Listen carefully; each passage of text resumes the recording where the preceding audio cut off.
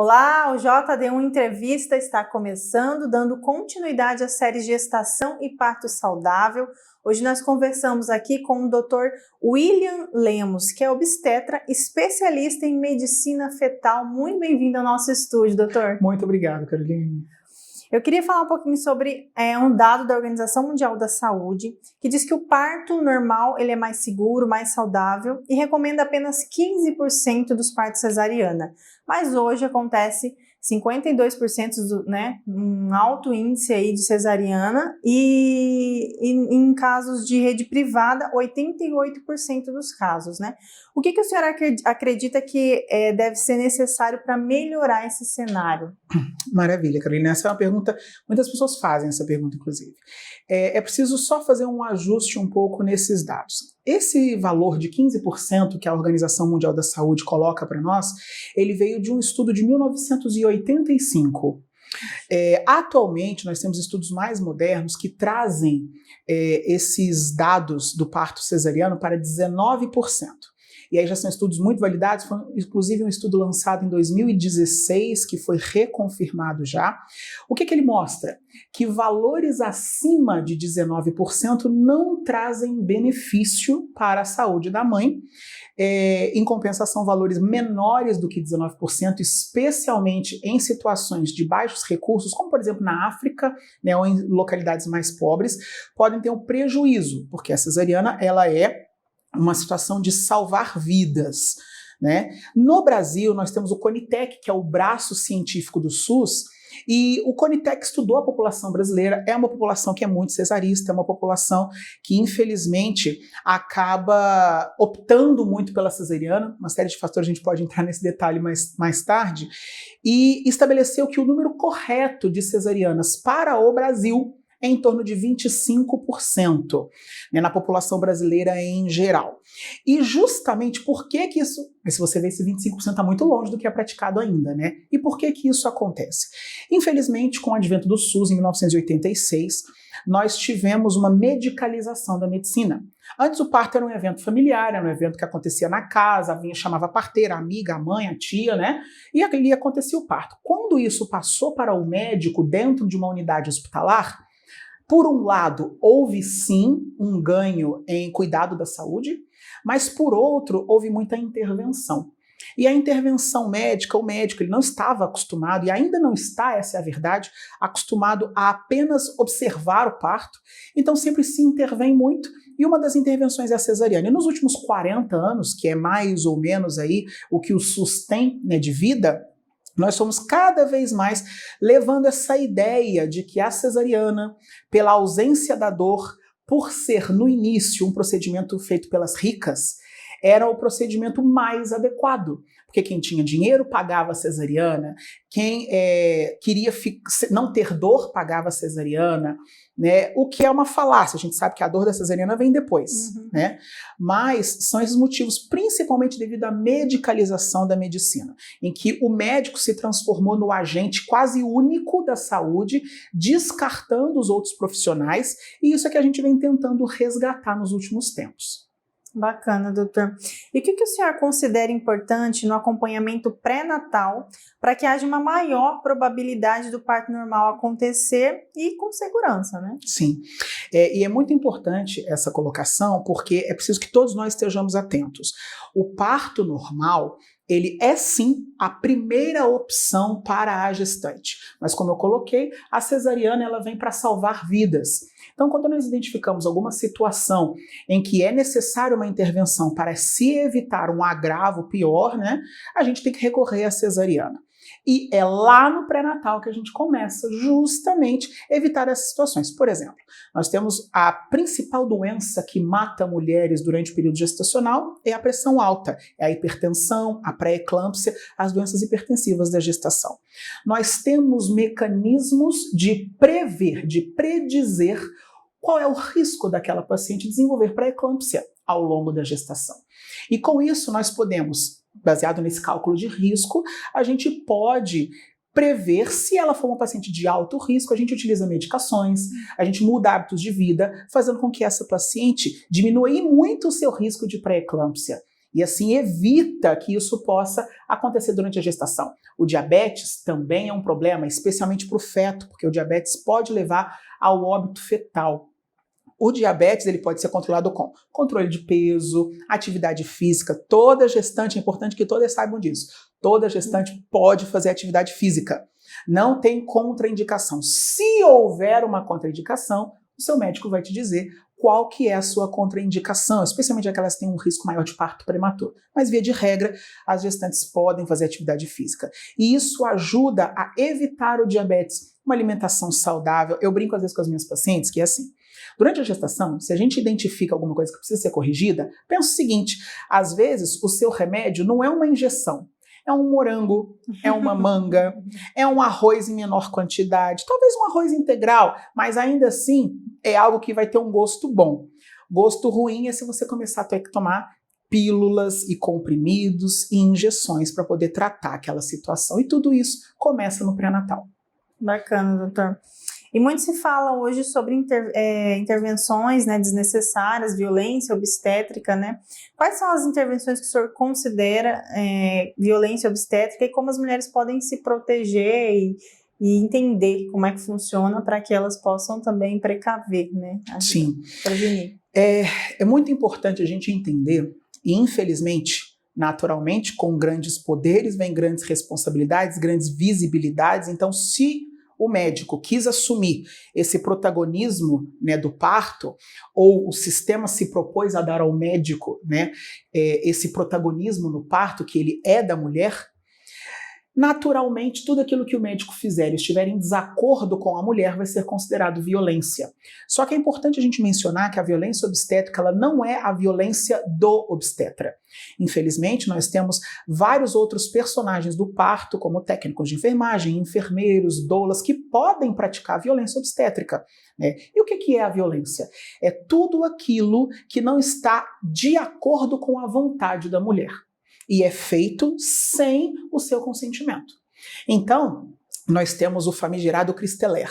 O Christeler é um procedimento que já foi utilizado muito no passado, em que a gente empurrava o útero para poder o bebê nascer, né? O famoso subir em cima da barriga. De fato, esse é um procedimento que já é proscrito na medicina, não se faz mais isso, né, de empurrar a barriga da gestante. Nós temos outras formas de finalizar aquele parto com o uso de fórceps, o uso de vácuo extrator, e o fórceps não é violência obstétrica, desde que ele seja conversado com a gestante, né? Então o Christeler de fato é algo que é proscrito e é considerado violência. A episiotomia, que é o corte que é feito na vagina. A própria OMS, desde 1985, como eu comecei, ela recomenda um limite de 5 a 10% de episiotomias. Eu particularmente acho muito. Eu acho muito. Na minha prática, se tem 2% de episiotomia que eu vejo, é por aí. Mas eu sempre digo que a mulher precisa preparar o próprio períneo, o próprio corpo, para evitar uma episiotomia. Eu já tenho, eu acho que uns 4 anos que eu não faço uma episiotomia. Então, assim, e muitas das vezes essa episiotomia eu uso o fórceps, né, quando é necessário, sempre com consentimento da paciente. E aí, para o fórceps, dependendo da condição, é interessante a gente fazer a episiotomia. Mas a episiotomia, com o consentimento da mulher, com a orientação dos motivos que aquilo está sendo feito, não vai ser violência. Agora, sem nenhum informe, simplesmente chegar e fazer aquele famoso pique na vagina da mulher, isso sim é considerado violência. Por isso, como que a mulher evita? Ela vai evitar isso a partir do momento em que ela tem uma boa relação com o seu obstetra, com o seu pré-natalista. Às vezes, durante, né, o pré-natal público, a mulher se sente abandonada, né? Eu não tenho relação com aquele profissional. Mas é ali que ela vai começar a se informar e a desenvolver o seu plano de parto. Eu recomendo que todas as mulheres desenvolvam o seu plano de parto. O que ela quer ter naquele parto? E esse plano seja discutido com o seu médico, porque existem sim algumas situações em que é preciso agir. Tudo isso precisa ser previsto e discutido com a mulher, e aí a gente evita a violência. E mesmo que ela vá contar com um plantonista, esse plano de parto também é importante. Com certeza, inclusive é previsto pelo Ministério da Saúde, que a mulher tem direito ao seu plano de parto, direito à analgesia obstétrica, então ela pode solicitar isso mesmo se ela estiver em um plantão. Ela pode chegar com o seu plano de parto e apresentar isso para o plantonista para que seja seguido e seja discutido ali. Eu já tive em plantões oportunidades de discutir o plano de parto com os pacientes, falar, olha, essa determinada a gente vai seguir a risca, determinada situação tem mais dificuldade, o que você prefere fazer aqui, e a gente vai ajustando. Uma conversa muito bem feita não faz mal a ninguém. Doutor, o que o senhor considera como, o que o senhor define, né, como um parto humanizado, parto e pós-parto, né, humanizado? Sim. Essa palavra, eu considero que todos os partos eles precisam ser humanizados, porque afinal de contas nós somos seres humanos. Né? Então a gente precisa sempre pensar nisso. Eu estou ali lidando com o ser humano, eu estou ali sentindo a dor do outro, né? Ou pelo menos compartilhando essa dor naquele momento.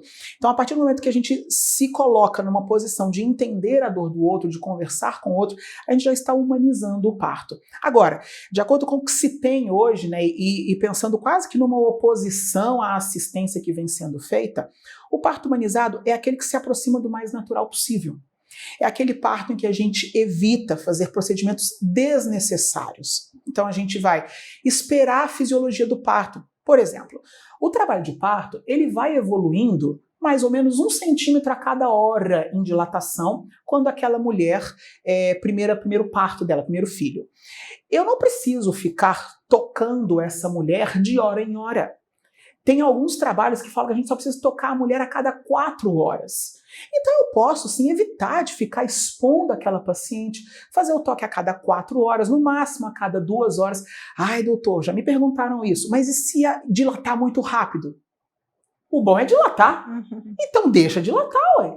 Se eu toquei tá 3 centímetros, daqui a pouco tá 8, não tem problema algum. É isso que a gente quer. A gente não quer o contrário. A gente não quer que fique, infelizmente, estimulando a vagina da mulher, incomodando aquela mulher, e aí vou tocar tá 4 centímetros. Isso é que tá errado. Não. Se vai dilatar, se eu toco agora e vai nascer o bebê sem fazer o próximo toque, é a melhor coisa do mundo. Uma coisa que eu sempre falo.